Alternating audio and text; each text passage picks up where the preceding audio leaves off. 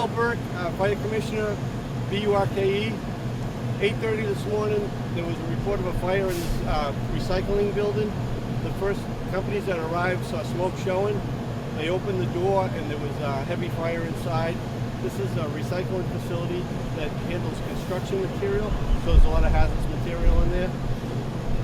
The debris got going pretty good, so we went to as high as 8 alarms to get more help. We have about 150 firefighters here. We can't let anybody in because the structure's not safe, so we're fighting it from the outside. Access is tough from the outside also. They're trying to take the walls down as best they can. It's a metal walls on the exterior of the building, so they're cutting holes in that to try to get hose lines in. There's been no injuries so far. The building was vacant. There was nobody here when this took place. But it is a bad fire because of the debris in there. Construction material is very combustible, so it's burning pretty good. Just to separate, it sounds like that is transfer trash and this is recycling. That's absolutely correct. This is recycling on this end. Separate building. There's a gap between the two buildings, so it hasn't spread to that building. So it's strictly in the building that has construction material. It has offices in there that caught on fire, and we don't know what's in that material. There could be lithium batteries in it. There could be anything, so we're very cautious about putting firefighters in there. So this is going to be a long haul. Could be more than a day that we have to put water in on this. The drone has been circling through it, and they can't go inside because it'll melt. So it's been getting us temperature readings off the roof and showing us from the outside where the fire is with the thermal camera on the drone. So obviously the smoke being very toxic in addition to just being correct. Yes. I mean, this side of the smoke is worse than the other side, I'm told. But yes, there's no wind, but it's coming out this side the worst. So we assume the fire's on this side mostly.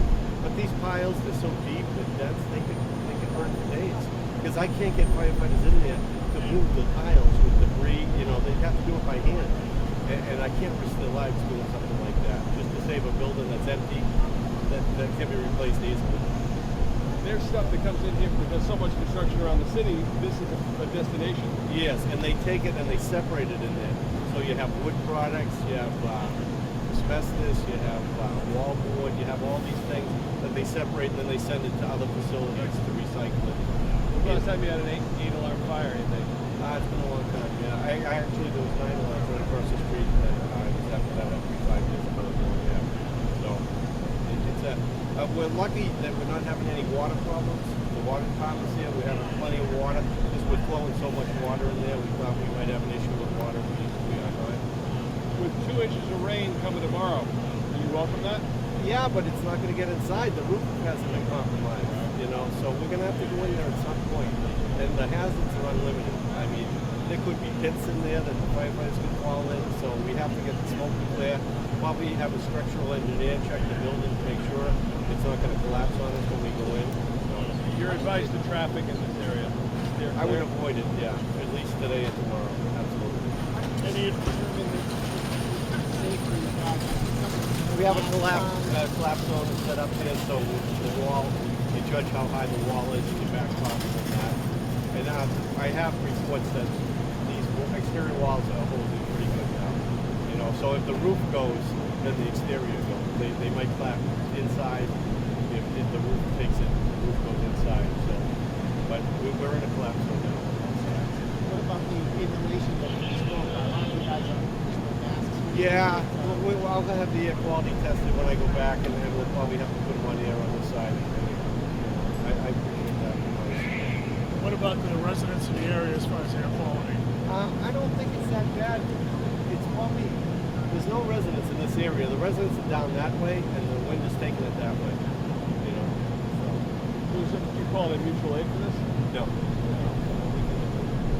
8 alarms. You got 150 firefighters here? Yeah. So we have 33 firehouses in the city. The dispatcher will cycle people into the ones that aren't covered now, the ones in this area that are here long term. They'll put people from other parts of the city in. If we had to, the mutual aid would come into a firehouse, not to a fire. They would cover our firehouses that are vacant. Oh, because it's so unique. Is this a real good learning opportunity for firefighters? Yeah, every fight is different. You learn something from every fire. I mean, these are not something you want to do because of the debris. Nobody knows what's in the debris, where it came. I drive by here every morning. This tractor trailer is full of who knows what's in the truck. So And they do segregate it, so there's wood piles and there's metal piles, and hopefully there's no batteries and things like that, because once they get going, it'll extend the duration of the fire, because they just keep on spreading the other batteries. So. If there are lithium-ion batteries, they would explode, would they not? They do initially, and then some of them don't, so then it would heat the other ones, and they might explode. It's a chain reaction on them, and then the only thing we have is water. And a lot of water. So, yeah, hopefully that won't happen. All right, thank you very much. One last question. Yeah. Maybe Jim asked it. Neighbors behind or whatever direction the wind goes, should neighbors be concerned about smoke? I would say close their windows. Yeah, I would say they can close their windows. There are some residents on that side, correct? Yeah. Yeah, we'll try. I'll talk to neighborhood services to get some kind of a notification to tell people in the area that But you're not evacuating. no, not at all. No. This is not, if it was going to spread or something like that, then we would consider that. But this is contained to